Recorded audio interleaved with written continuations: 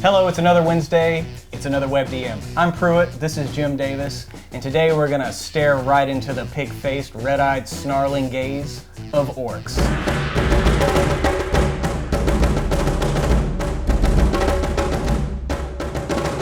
Jim Davis. Yeah. Let's talk about orcs. I love orcs. They're my favorite, just bog standard minion race. And so I find that because of that, their ubiquity, the fact that they're everywhere, they can get a little stale.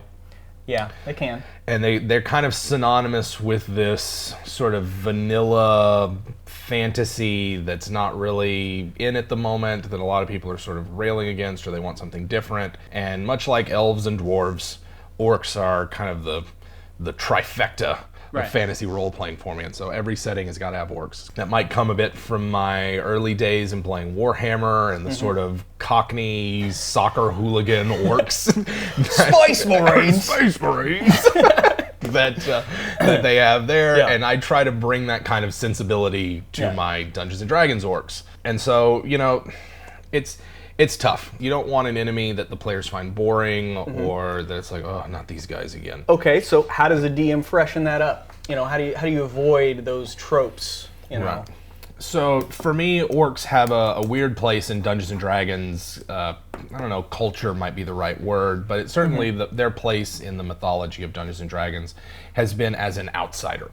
So if you're checking out the new monster manual, you're reading about, I don't know, what are the orcs up to? What you really find is like, the orcs get the raw deal. It's like all the gods show up and it's the dwarves are like, we get the mountains, the elves are like, we get the forests. And it's like, screw you orcs, you don't get anything because you're late to the party. It's like, no wonder they're so upset with everybody. No wonder that they run around and pillage and loot, because it's like... Yeah, Grumsh only has one eye, so it's harder to find his way to the party. But the elves plucked it out. Well, he wasn't born with one eye, they stole it from him, Pruitt.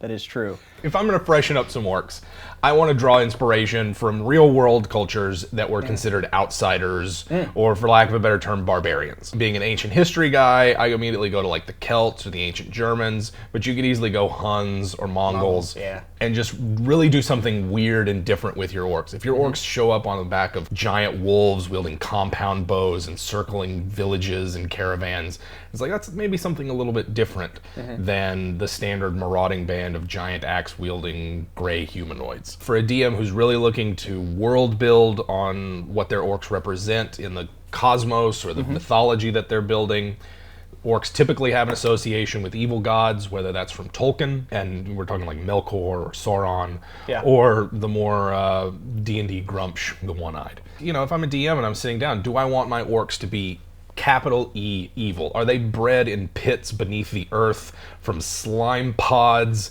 and wizards' concoctions? Or are they just another group of humanoids that happens to look weird and be a bit aggressive, and so everybody's afraid of them? Right. Those are the questions I'm going to ask myself. Yeah, it's an interesting question because that can lead you down different paths. Like, what if you have a group of orcs that maybe they didn't have that bad of a relationship with the human settlement next door, right? Right. And so what if they found a little bit of common ground, you know? In Rise of Tiamat, we have a little bit of that in the, what is it, the Misty Forest. Misty Forest. Yeah, my brother's Elven Ranger has done this thing where he's forged an alliance with the orcs of the forest as a wood elf. Wow. Because they've got to fight the cult of the dragon. And it's a common enemy, and they're sort of like, hey, we're going to put aside centuries of hate and war between the two people because we have a common enemy, and Tiamat is going to be bad news for everybody, orcs and elves included. Enemy of my enemy. Yeah, and you know, it's why I love Eberron, because Eberron takes it and says, you know what, the orcs were instrumental in saving Eberron from outsiders early on and establishing a great druidic tradition. Or you can go completely the opposite, and it's like, these orcs have no souls, they have no personalities, they are machines made and bred for their evil god. Right, and depending on that perspective informs also, you have the player race, the half-orc. Right. How that PC will be, maybe received being a half-orc in your game, right? Yeah, so if it's a setting that's more like Eberron or some parts of Forgotten Realms, nobody's going to bat an eye at a half-orc. It's just, oh, you're a half-orc. It's the same thing as being a half-elf. In a setting like Midnight, for instance, a half-orc might be a spy or an assassin sent from the evil god to spy on the last bit of good resistance that's in the region. And there's a lot of unsavory connotations with how did this half-orc come about? Yeah. Was it a willing coupling between the two parties? It's like, I'll leave it up to individual DMs to determine whether or not they deal with those kind of issues in their game. For me, it's always been, I let the player handle that, how they want their backstory to play out. But I've never liked the half-orc as a stand-in for just, oh, you're going to be evil or untrustworthy, and more just been like, you're a half-orc. You're going to be a badass fighter. Yeah. You're going to be really awesome at physical tasks, Yeah. and let the player go from there. And so to get back to orcs, as a PC race, Yeah. if half-orc, why not orc? What if you have a player that wants to play an orc? Absolutely. So, if I'm playing a game in Forgotten Realms, I might say, well, what if my orc is from the Mini Arrows tribe, and he's grown up for a couple of generations with this orc king who's tried to make peace with the nations of the Savage Frontier, and you go with maybe kind of a Drist route with him, where it's like he's trying to shake off his connotations of evil or whatever, and it's something that could be a little different. Or maybe, it's just like he's just an outsider. Right. Well, this orc doesn't know anything. He's from a different culture, a different place where they respect strength and honor, and violence is a normal way of life for them. And in that case, I might even go with like a Star Trek Klingon for my inspiration there. It's a perfect allegory. Yeah, and so I'm like I said, I'm more in favor of the orcs as just a different type of humanoid that exists, that maybe are misunderstood, maybe a little too rowdy, but that's okay. Humans used to be rowdy also until we figured out not to be. Well, humans are still... We're still pretty rowdy. Still pretty... But comparatively speaking, with, say, 2 centuries ago... Oh, yeah. Definitely. And that's why I like using historical examples. And if you go back far enough, you can avoid, like, offending people or getting them upset. That's why I like ancient history. Because it's like, how many Celts are still around that would get upset that you're basing their orcs?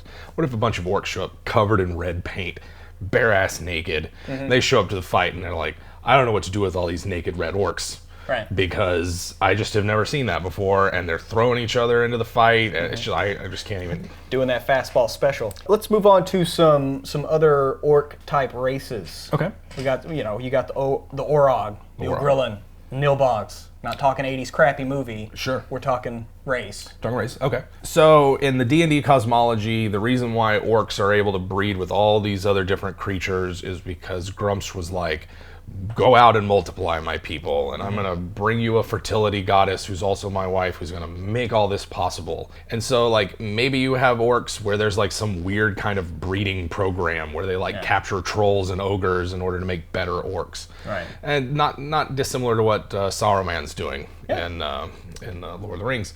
So, I don't know, maybe that's just what they have. I kind of like the idea that all of these fantasy races that get together, that they could all just make dozens of different varieties of halves and quarters and eighths. Maybe it speaks to the fact that the orcs are secretly an inclusive people, and that they can interbreed with anyone. Right. And that what does that do to the orcs as a people? And they're like, oh, well, we get along well with everybody. Look, we produce viable offspring for them. I don't know, maybe that's How long just... until there's not a pure orc culture left? Right? How long is that? Maybe there's a concern amongst one-eyes of Grumsh and the priesthood that's like, man, we got to keep the orcs pure. Those are kind of adventure ideas. If you're looking for something a little off the wall and something that's like, yeah, you could just have a cave full of orcs that the players kill, but what if it's a cave full of orcs that they have some kind of weird occult breeding program going on, and a massive sort of Venus of Willendorf style orc fertility goddess statue that they're bowing down and worshiping to? Yeah. That's something that could happen. Yeah, like the Vendo. Yes, From 13th exactly, Warrior. from 13th Warrior. So that leads me kind of my next question. How do you like to feature, like if you want to take orcs, and even though they're a trope and they're overused, but you want to feature them in a campaign, how would you do that? Okay, so I think that orcs work well for like military style campaigns, particularly where you look at like the fantasy elements of D&D and go, how would a military campaign be run like that? Chances are in D&D, not everybody's lining up shoulder to shoulder to fight one another. No. And it would look more like, say, Native American warfare in the Americas, where it's more skirmishes, things like that. So I'm envisioning a campaign where there's a forest or a hilly region that has a lot of orcs, and the players are either part of the orc tribes, sort of maybe they're waging kind of an insurgency against a human empire that's encroaching in on them. Or maybe you flip it around and the players are sort of agents of some distant power on the borderland trying to pacify the region. It's like, do you kill all the orcs? Well, you can, but that might complicate things. Do you do your best to,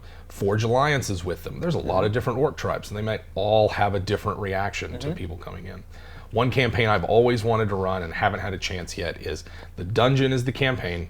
The players are orcs and goblins and kobolds and hobgoblins, and they are all in their home, in the dungeon, and occasionally have to deal with incursions of these crazy outsiders that break down their door and try to take their stuff.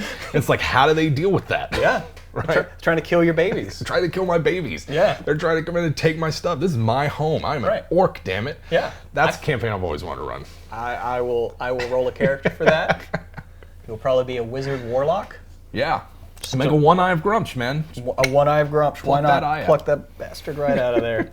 I see where we're going with this. Yeah. A lot of the monsters, the DM's the only one that really engages with them and looks at them. Yeah. But, from a player's perspective, what are your thoughts on orcs? When an orc shows up in a campaign and you're a player, what are your first thoughts? How do you interact with it? Just give us the player side of this. The player side, it really does, because you know me, Jim, I love to role play characters. And so it really comes down to the type of character I'm playing. If I'm playing just a bloodthirsty fighter that, his wife and child were killed in a raid or something, he might just attack the guy right out because, hey, it's an orc. I see red eyes and a pig face, green skin, I'm taking him out of there, right? But it does interest me when, like you said, maybe we want to forge an alliance with these people. Like, there's nothing wrong with that. I mean, we've done many things of the same vein, and it's worked out really well. Yeah. Like, I think we've mentioned it before, but it's not orcs, but you can still kind of use the same template, but it was with lizardmen in the hot DQ there, up in the swamps of Mir. Yeah. Hey, we just made an alliance with those lizard men. Now we have a wizard in a tower with a great base of operations surrounded by an army of lizard men to protect him because he saved their lives. Absolutely. Why wouldn't you try to do something, like if you could help out some orcs that have a problem with maybe a neighboring tribe that just comes in randomly and just starts slaughtering, and they're trying to just make their life. Yeah. Why not help them out? You could have an entire orc clan as your ally, and they're strong fighters. Why not? And I love that point that not every monster needs to be killed. Exactly. Not every monster needs to be wiped out. And that while combat is a central part of the D&D experience, negotiation, exploration, those are important parts of it as well. Yeah, it can be fun. Now, you don't want to be a Brita about it and just constantly question that every time you see a monster. Like, maybe this is their homeland. You really don't want to do that. Sometimes that's not the game you're playing. That's not the game you're playing. It's why you want, and that's why group character creation is an important thing. Yeah. That way you can get the idea of how everybody is. But if you have a character in there that wants to save everybody, you want to take that into account. Yeah. If you're the guy that wants to kill everything and you're in a party with somebody who wants to talk to everybody, that can be some fun role playing though. Yeah. It's like a thief and a true evil thief and a paladin. Thief just wants to steal everything, and the paladin wants to preach the whole time about how the wickedness of stealing. Yeah. So, same thing with this. It can offer some interesting role-playing experiences. There's a way for everybody to have the kind of fun they like at D&D. Exactly, and that's the important thing, right? Absolutely. Having fun. Having fun. It's just a game. Have some fun with it. Shit. It's WebDM, thanks. WebDM. I think we've gotten to the point where we don't give a shit anymore. Thanks again for watching WebDM. Be sure to click the subscribe button, and also if you want to head over to Facebook, you can check out Jim's inspiration list for his campaign coming up. We're going to have new ones every Wednesday. Tell your friends. Come back next week.